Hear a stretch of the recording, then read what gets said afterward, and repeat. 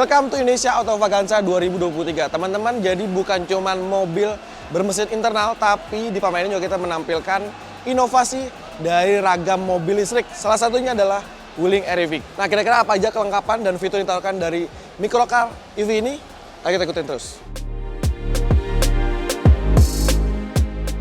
Jadi di pameran Indonesia Autovaganza, Wuling Indonesia menampilkan dua varian ya dari Wuling Air-EV. Pertama yang standard range dan juga long range. Ini jadi varian paling tertinggi yang ditawarkan dari Wuling Air-EV. Harganya ada di 243 juta sampai 299 juta. Harga tadi itu belum terpotong dengan diskon PPN dari pemerintah karena mobil ini sudah menerima insentif dari pemerintah berupa PPN dari pemerintah. Kita akan lihat bagaimana detailnya. Yuk. Jadi pertama untuk varian yang standar dibekali dengan baterai berkapasitas 17,3 kWh yang bisa menempuh jarak sampai 200 km. Sementara untuk varian yang paling tingginya dibekali dengan baterai 26,3 kWh yang mana bisa dipakai sejauh 300 km sekali pengisian baterai penuh. Perbedaan antara varian standar dan varian yang tertingginya ada di bagian kosmetik, eksterior dan juga tampilan di interior. Di mana untuk varian paling tinggi tentunya sudah dilengkapi dengan paket fitur yang lebih lengkap dibandingkan varian yang standar. Kita akan lihat bagaimana dalamnya yuk. Nah, ini adalah Wuling Air-EV varian tertinggi long range. Jadi dia sudah lengkap lah ya untuk urusan fitur dan teknologi. Dia sudah dilengkapi dengan Internet of Things, lalu juga voice command. Jadi kita tinggal teriak "Hai Wuling", kita bisa mengoperasikan berbagai fitur dari Wuling dengan perintah dari suara. Keren. Selain fitur Internet of Vehicle, lalu juga ada voice command, Wuling Air-EV juga dibekali dengan stability control tentunya. Lalu juga ada hill hold control, rem ABS, EBS, TMPS, auto power window hingga ISOFIX. Dan tentunya yang paling keren adalah hadirnya fitur electronic parking brake. Jadi nggak perlu ribet tarik-tarik tuas lagi. Dengan rancang motor listrik yang dipakai dari Wuling Air-EV, dia punya tenaga sampai 40,2 horsepower dan torsi maksimum di 110 Nm.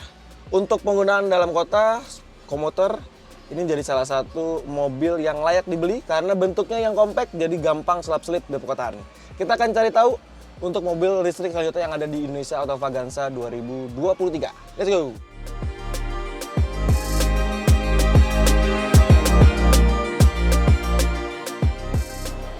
Geser dari bootnya Wuling, nggak berapa jauh ada bootnya Hyundai. Nah, di segmen elektrifikasi, dia menjagokan Hyundai Ioniq 5. Jadi ada dua varian, pertama adalah standard range dan juga long range. Nah, harganya dijual dari 748 juta sampai 859 juta on the road Jakarta.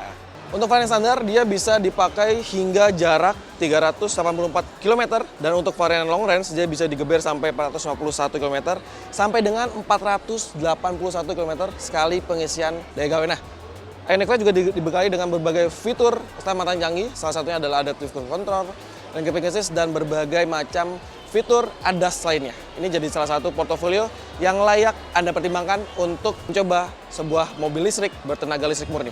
Dan urusan interior juga dia menawarkan sebuah kenyamanan khas SUV crossover.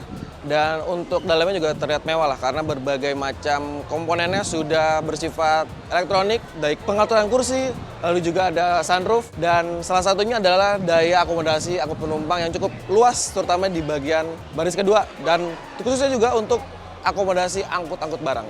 Ioniq 5 bisa jadi satu pertimbangan Anda.